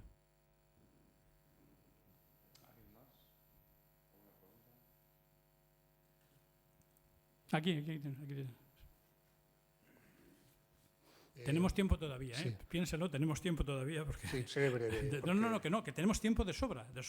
Al revés, quizá no me he extendido lo suficiente dejando tiempo para que ustedes puedan comentar, ¿no?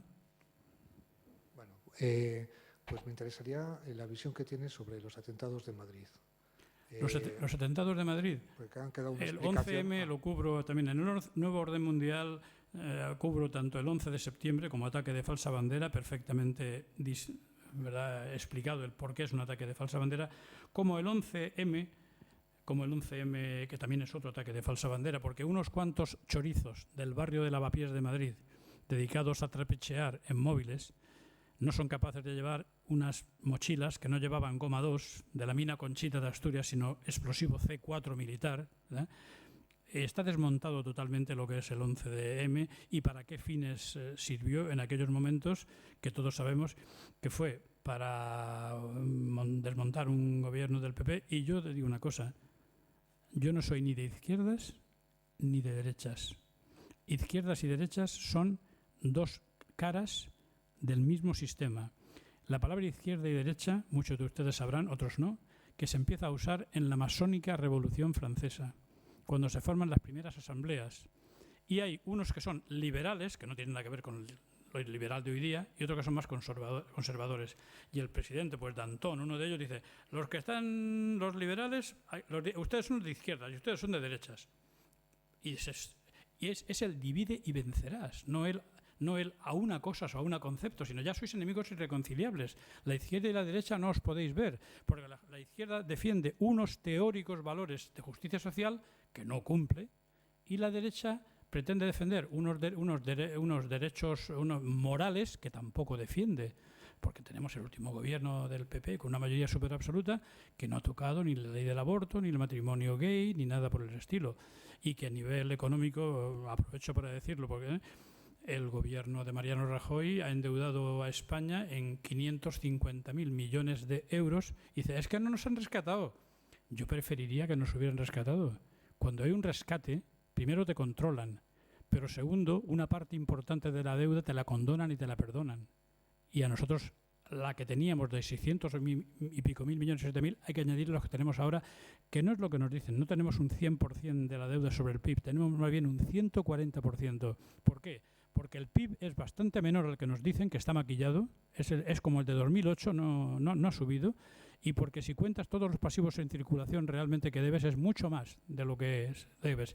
Pero el ínclito Rajoy nos ha metido en 550.000 millones más de deuda pública ya impagable, aparte de que le ha metido un tajo a la Seguridad Social de 50.000 millones de euros de la caja de pensiones de la Seguridad Social. Perdón, esto era algo que venía de paso.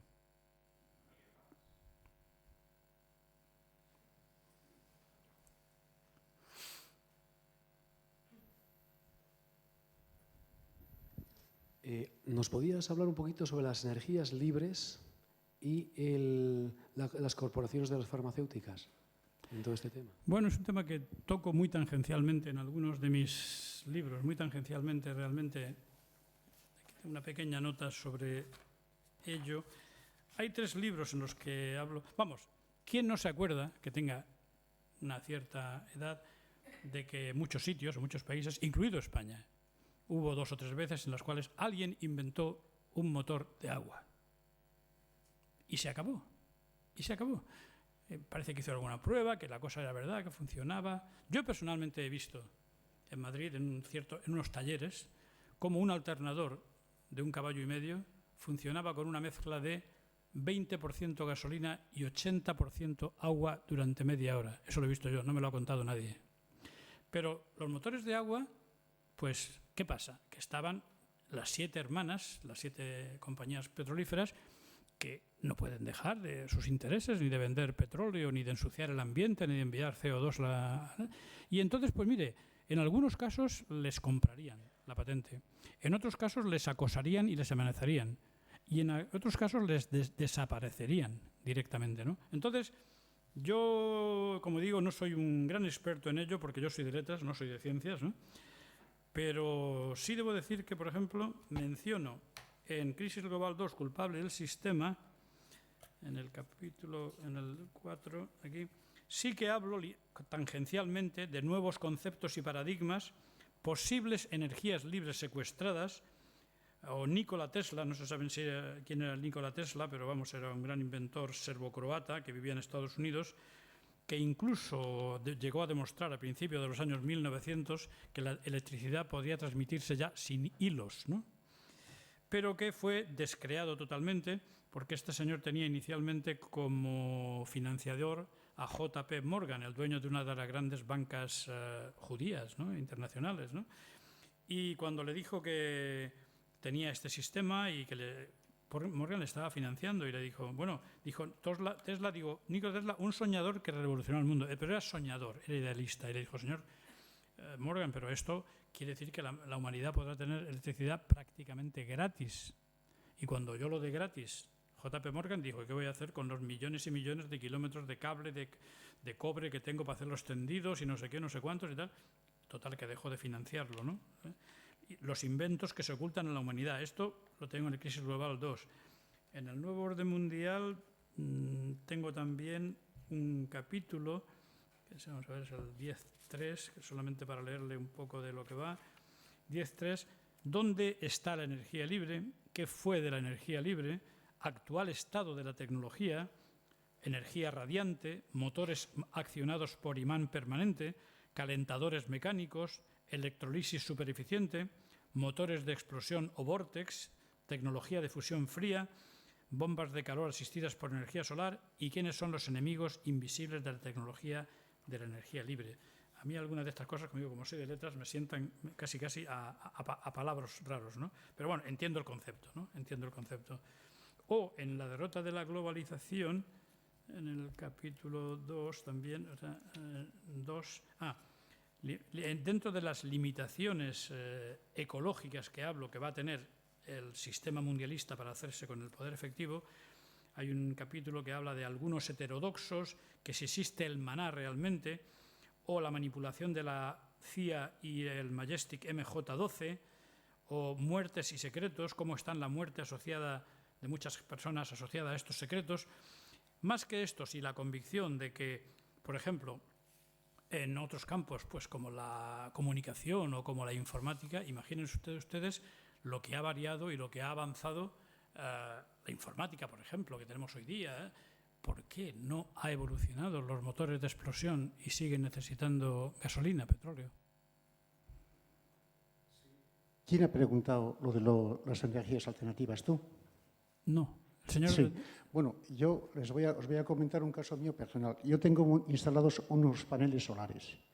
Ya en su tiempo, el gobierno vasco, que protegía los paneles y los fomentaba, ponía haciendo pruebas primero en caseríos y a los pastores, por ejemplo, en la zona guipuzcoana de Aralar ponía paneles solares que funcionaban. En la zona navarra de Aralar seguían funcionando con gasoil, pero bueno, ya los tienen. Pues a mí el gobierno vasco me dio una subvención, nos daba de un 23%, 7 meses antes de que Iberdrola se dignara darme la conexión. Ya sabéis ahora lo que ha pasado con Zapatero y que luego ya el último clavo lo ha puesto el ministro Soria. Ha habido gente Yo tengo un amigo Afortunadamente personal. fenecido por lo de Panamá, ¿no? Sí, sí. Políticamente, Sí, ¿no? sí, pero eso lo hizo Zapatero. Entonces ha habido gente que ha puesto sus ahorros. Yo conozco gente del sur de Navarra, de la Ribera, pues gente mayor que puso sus ahorros haciendo campos de paneles solares, se los han cargado. E incluso eólicos, incluso también Y eólicos. Eólicos también. Tengo un amigo personal en Madrid que tiene 2 hijos. Uno de ellos es un poquito corto, digamos, es limitado, y pues para él también le puso unos paneles solares pues para su futuro. Le dije ya que anduviera con cuidado, porque ya de la dirección del Banco Popular habían avisado a una amiga mía que también los quería poner, que tenía mucha relación, pues la familia es una familia muy fuerte económica, de que anduviera con cuidado. Y el Banco Popular es un banco que suele tener muy buena información Sí. por sus muy buenos contactos con el Opus Dei, ¿no? Entonces, pues ya mirar lo que ha pasado. Una cosa que viene gratis, pues está prácticamente a uno que ponga, que se le ocurre poner un panel solar en el tejado de su casa o en su huerta, porque De se hecho, lo han preparado. está planificado en la ley el penalizarlo. No, creo que el la hacer multa, más penalización que la multa viene a ser de 6.000 euros. Es que es una cosa que es incomprensible, como no sea que haya intereses detrás. Se le echa la culpa a Soria, a Soria, el de ahora, el que ha dimitido anteayer. Soria. Pero Zapatero ya lo... Pero vamos a ver, Zapatero si lo hizo estamos, eso. si estamos de acuerdo, o estamos medio de acuerdo en que la mayor parte de los políticos, sus partidos, están financiados por la banca, por los bancos centrales, ¿no? Tienen que seguir las directrices que les mandan los amos de este mundo, el poder sin rostro, el poder del dinero. La pregunta del millón. ¿Y qué podemos hacer? Porque la impotencia es... La impotencia es grande. terrible. La impotencia es grande. Pues mire, yo no sé, yo en mi caso, después de más de 40 años de vida ejecutiva internacional, después de publicar, que me parece, no he terminado de decirlo, Crisis Global 2 con las perlas del Talmud, pues mis clientes, que eran los presidentes de las grandes compañías españolas o multinacionales instaladas en España, yo me conocía las 3 provincias, ¿verdad? Guipúzcoa, Álava y Vizcaya, todas sus grandes empresas, todas las empresas grandes del grupo Mondragón, me conozco Mondragón, me conozco las carreteras interiores de estas 3 provincias mejor que muchos de ETA, ¿no? Porque las he conducido y mucho en tiempos, ¿no? Pues, ¿qué se puede hacer? Cada uno, desde su punto de vista, lo que pueda. Yo, humildemente, estoy contribuyendo con mis libros, con mis vídeos, con mis entrevistas en YouTube, con mi página web, ¿no? Que pueden tener. De hecho, si alguno de ustedes quiere coger gratis lo que es una de estas hojas donde están mis 10 libros y donde está mi web, pueden tener acceso a mis vídeos, leer, es gratuito. Y también algunas veces vendo libros a través de ahí. Pero le voy a decir cómo funciona el tema de los medios de comunicación que ocultan este tipo de libros, tachándolos de conspiranoicos, porque no tienen pruebas reales ni argumentos para tacharlos de delitos, si no ya lo hubieran hecho. Por ejemplo, yo digo, el libro de Hasta nunca Juan Carlos, con les dije el subtítulo que lleva, ¿no? El de perjurio, homicidio, felonía y corrupción, todo atribuible al mismo individuo, ¿no? Pues este vídeo me lo hicieron una entrevista en Barcelona, en una casa, y solamente tuvieron el valor de subirlo a YouTube 2 días después de la abdicación, habiendo pasado 8 meses casi desde la entrevista. No ha tenido muchas visitas, pero tiene unas 120.000 visitas. En este momento 120.000 personas lo han visto. Pues mire, yo, una de mis menores intenciones, porque hay suficientes cosas para hablar contra este señor, este individuo, hablé en 5 o 6 páginas sobre el tema de los contactos del rey con otras mujeres que no eran su esposa. Y el editor del vídeo pues tuvo el capricho de decir, bueno, de sacar 6 minutos y 7 segundos, que me pregunta, y yo le digo, no es el tema de la entrevista, pero si quieres te contesto brevemente. Pues ese vídeo, que está entresacado, porque está dentro del vídeo principal de 50 minutos, lo han titulado Las amantes secretas del rey. Y yo hablo de 5 o 6 mujeres, no de las cientos o cientos que dicen que tal, ¿no? Pues ese vídeo en el mismo tiempo tiene 1.020.000 visitas, lo cual quiere decir que publicitariamente un vídeo corto y con un título morboso que le han puesto sin mi permiso, tampoco les dije nada, ¿no?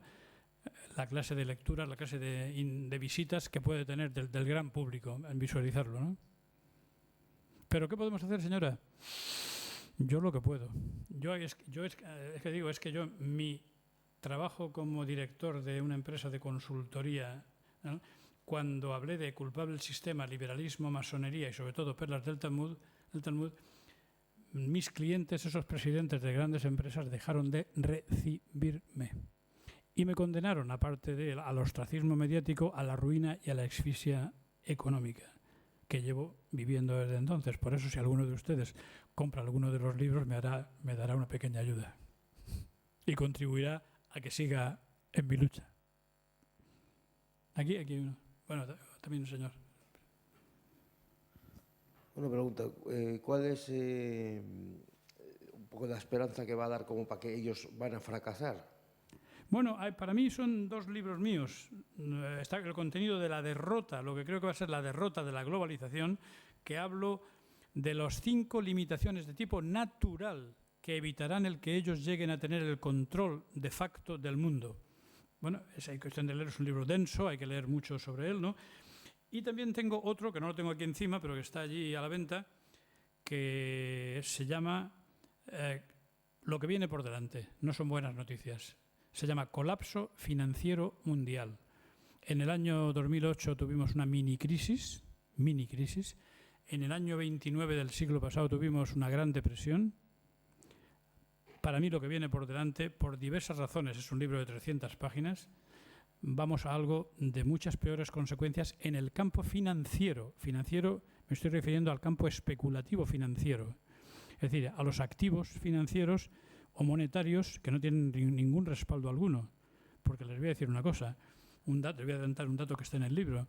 Si se repartiera todos los activos financieros, incluido papel moneda, que existe en el mundo entre los 7.500 millones de personas, tocaríamos cada uno a 40.000 dólares.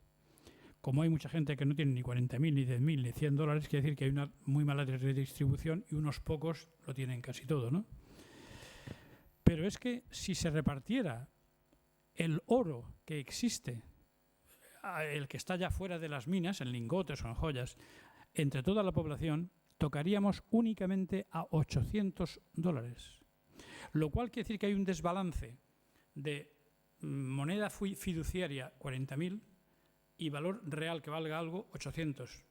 Hay un desbalance de 50 veces. Es decir, lo que podría pasar perfectamente es que el oro no solamente en poco tiempo duplicara, triplicara o 10 veces más o 20 veces más su valor para ajustar los activos financieros especulativos y papel fiat, que no vale nada realmente porque se emite de la nada, aunque se cobran intereses por ello, y el oro, que sí es un valor sólido.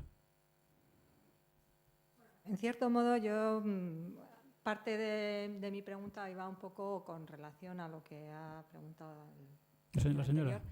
Pero bueno, a mí la parte, digamos, catastrofista, si tiene que ser, será.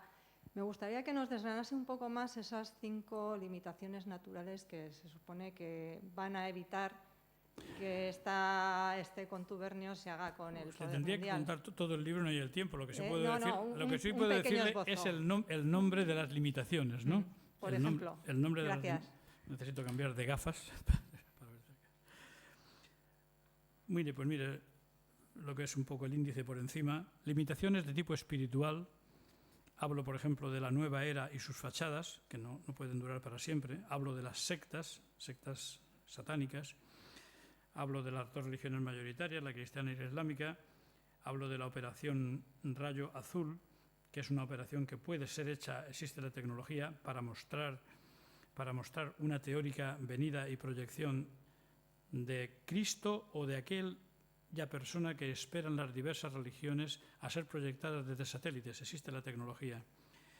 Las limitaciones morales, como el aborto, la homo-bi-transexualidad, el feminismo radical, que decíamos, la corrupción, que es tan evidente. Limitaciones ecológicas, como la alimentación manipulada, los transgénicos en general, las energías libres, ¿verdad?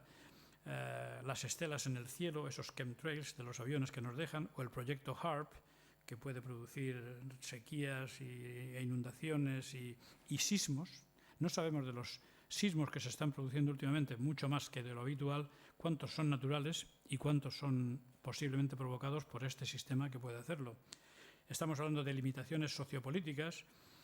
Hago un estudio no pasada sobre el comunismo, el liberalismo y el socialismo, la misma democracia cristiana como problema de un conflicto latente en Europa todavía, que es Kosovo.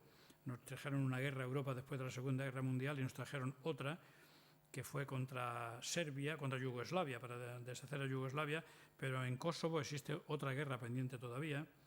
Hablo de sionismo y judaísmo en general, los Rothschild, de filosofía identitaria europeísta, de cómo nos espían los gobiernos y las teorías de la conspiración, pero cómo nos espían realmente a todos los niveles, correos electrónicos, móviles y cualquier otro tipo de actividad. Problemas de actualidad, ¿verdad?, como las inmigraciones masivas, el 11S, opiniones conspiranoicas de americanos relevantes sobre eso, limitaciones de tipo económico, como el cártel de la Reserva Federal, que fue constituido ilegalmente, aviso de próximo colapso económico, y este libro es de noviembre de 2011, las cosas van lentas pero van viniendo, el momento va llegando. O el robo de Europa, la muerte de la Unión Europea, el saqueo de Grecia, ya esto es de 2011, lo de Grecia también lo hemos vivido el año pasado, ¿no? Y información sobre Islandia, finanzas mundiales corporativas y el colapso de la deuda global, que es una de las... Van a haber colapso de muchos tipos de burbujas. Sería larguísimo enumerarlas aquí ahora mismo. ¿Qué es productividad y competitividad? ¿Quiénes son los Rothschild y otros judíos askenazis y su historia hacia el dominio mundial, ¿verdad? Este tipo de cosas es lo que, leyéndola, yo preveo que conjuntándolas son demasiados hilos, son demasiadas cuerdas, son demasiados elásticos y que uno o varios de ellos van a romper, ¿no? Entre las deudas que... Mire, básicamente hay muchas, ¿no? Sí.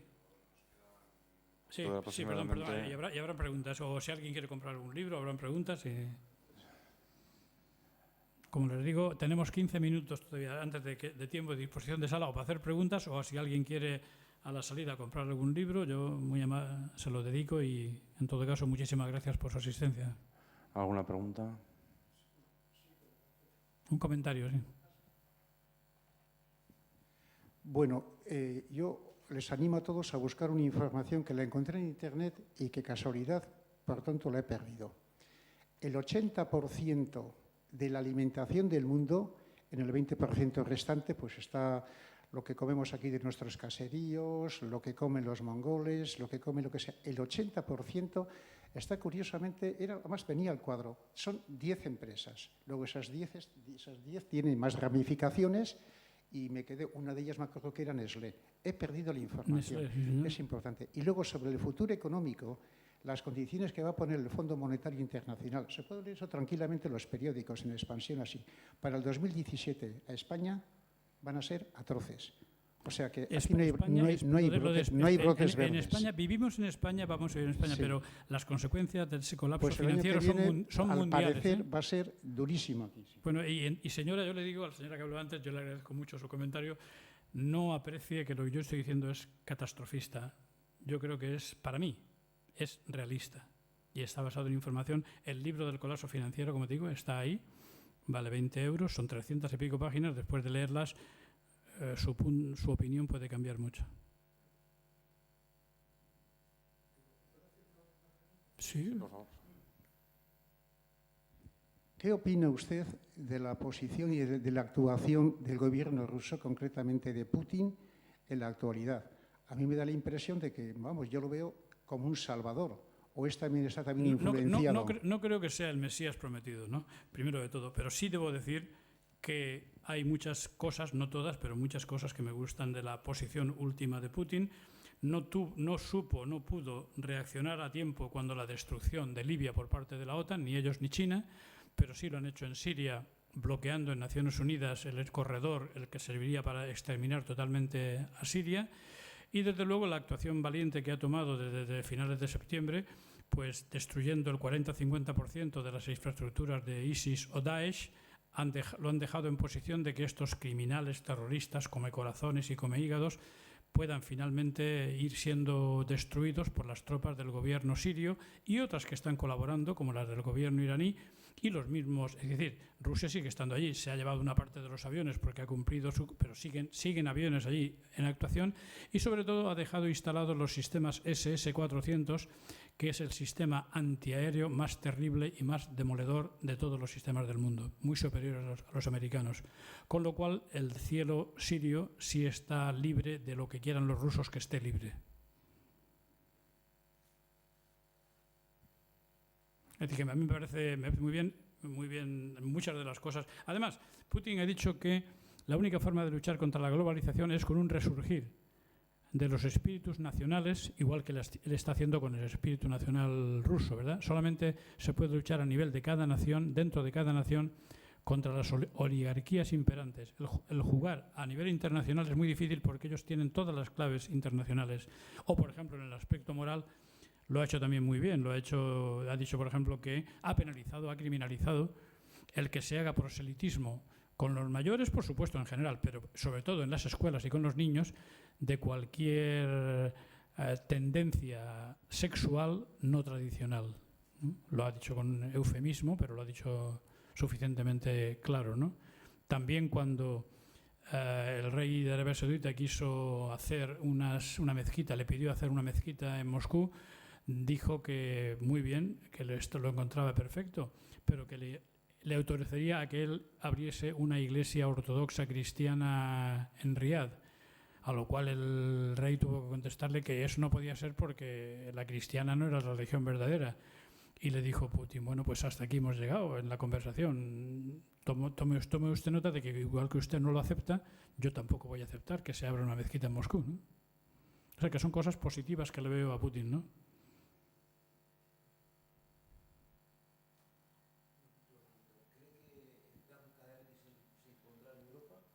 El plan Kalergi sería demasiado, no hay tiempo ahora para comentarlo, pero el plan Kalergi es un plan del siglo pasado, del año 22-23, del conde masón y judío austríaco Richard Nikolaus Coudenhove Kalergi, en el cual decía que se tardarían 100 años, pero que Europa estaría habitada por una raza que sería una mezcla de blancos europeos, africanos y asiáticos, que serían una mezcla racial que finalmente no tendría raíces y que podría ser fácilmente controlada por una raza endogámica que era la suya llamándolo raza, no sabiendo el hombre de que no era raza, ¿no? De que solamente era una religión.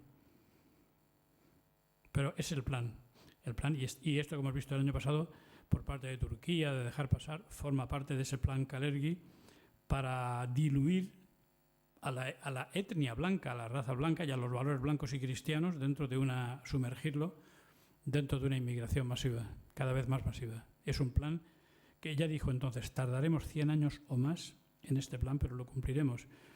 El plan Kalergi Kalergi estaba financiado por Rothschild y sí les puedo decir que, por ejemplo, cada año se da un premio Kalergi a un dirigente destacado. En el año 86 le cupo el honor a Su Majestad el Rey Juan Carlos recibir el premio Kalergi, por ejemplo.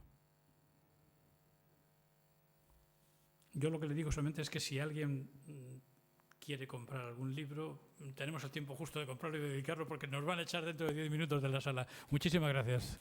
Gracias.